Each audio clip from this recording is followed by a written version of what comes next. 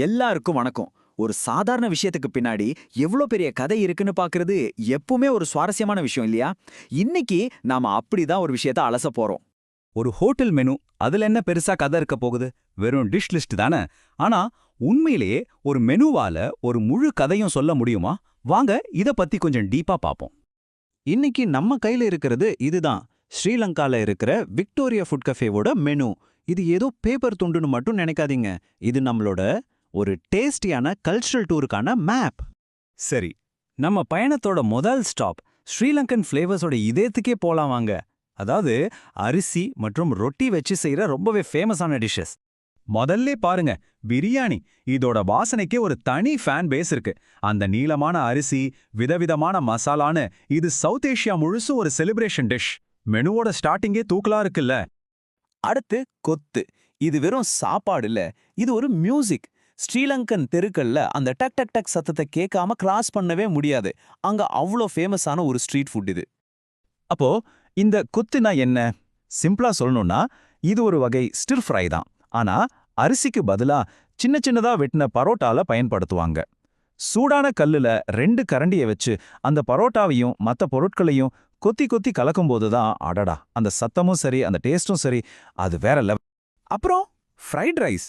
இது நம்ம எல்லாருக்குமே நல்லா தெரிஞ்ச ஒரு டிஷ். ஏஷியா முழுக்கவே இதுக்கு மவுஸ் அதிகம். இதுவும் இந்த மெனுல இருக்கு.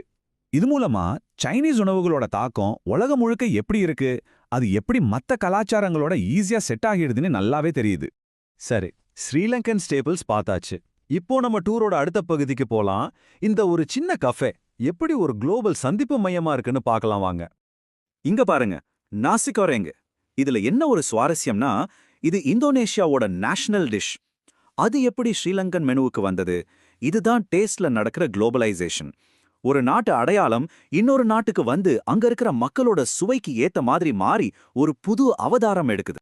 அடுத்து நம்ம எல்லாருக்கும் பிடிச்ச பர்கர். இது ஒரு கிளாசிக் வெஸ்டர்ன் ஐட்டம். உலகத்துல நீங்க எந்த மூலைக்கு போனாலும் ஒரு நல்ல பர்கர் கிடைச்சிடும். இதுவே ஒரு பெரிய விஷயம். குளோபல் டேஸ்ட் ஒரு லோக்கல் கெஃபே எந்த அளவுக்கு இயல்பா ஏத்துக்குதுங்கிறதுக்கு இது ஒரு சூப்பர் உதாரணம்.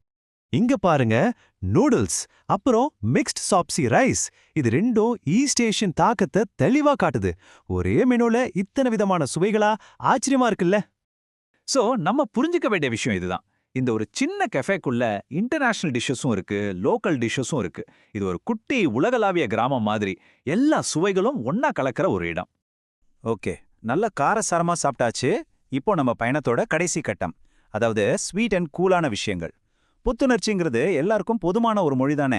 வாங்க இந்த மெனுல இருக்கிற ட்ரிங்க்ஸ் அண்ட் டெசர்ட்ஸ் பத்தி பார்ப்போம். முதல்ல இந்த மில்க் ஷேக். அமெரிக்காவோட அடையாளமா ஒரு காலத்துல பார்க்கப்பட்ட இந்த ட்ரிங்க் இன்னைக்கு உலகம் முழுக்க எல்லா கேஃபேகள்லயும் ஒரு முக்கியமான இடத்த பிடிச்சிருக்கு. இது ஒரு குளோபல் கம்ஃபர்ட் ட்ரிங்க்னு கூட சொல்லலாம். அடுத்து மொஜிட்டோ. கியூபாலேருந்து வந்த இந்த ஜில்லுன்னு இருக்கிற ட்ரிங்க் அந்த புதினா லெமன் டேஸ்டால சூடான நாடுகள்ல ஒரு பயங்கர ஃபேமஸான ரெஃப்ரெஷ்மெண்ட் ஆயிடுச்சு. இதுவும் ஒரு டேஸ்டியான கல்ச்சுரல் எக்ஸ்சேஞ்ச் தான். நம்மளோட இந்த ஃபுட் டூரை ரொம்ப சிம்பிளான ஆனா எல்லாருக்கும் சந்தோஷம் தர ஒரு ஐஸ்கிரீம் கோனோட முடிக்கலாம். இட்டாலியோட ஜெலட்டோவா இருக்கட்டும், நம்ம ஒரு குல்ஃபியா இருக்கட்டும், ஐஸ்கிரீம் எல்லா வயசு எல்லா கலாச்சார மக்களையும் ஒன்னு சேர்க்கிற ஒரு விஷயம். இந்த மெனுவோட குளோபல் டச்சை இது கம்ப்ளீட் பண்ணுது. அப்போ மொத்தத்துல இந்த ஒரு மெனு நமக்கு என்ன சொல்ல வருது? 1, ஸ்ரீலங்காவோட பாரம்பரிய அரிசி ரொட்டி உணவுகள் தான் இதோட அடித்தளம்.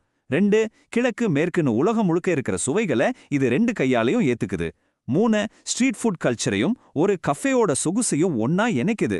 சுருக்கமா சொன்னா, நீங்க சாப்பிட்ற ஒவ்வொரு வாய் சாப்பாட்லயும் ஒரு கல்ச்சுரல் ஃபியூஷன் கதை இருக்குன்னு சொல்லுது. சரி, இப்போ உங்களுக்கான ஒரு கேள்வி. அடுத்த தடவை உங்களுக்கு பிடிச்ச லோக்கல் ஹோட்டலுக்கு போகும்போது அந்த மெனு கார்டை கொஞ்சம் நல்லா பாருங்க. அது உங்க ஊரை பத்தி, உங்க ஊர் மக்களை பத்தி, உங்க ஊரோட வரலாற்றை பத்தி என்ன கதை சொல்லுதுன்னு கொஞ்சம் யோசிச்சு பாருங்களேன்.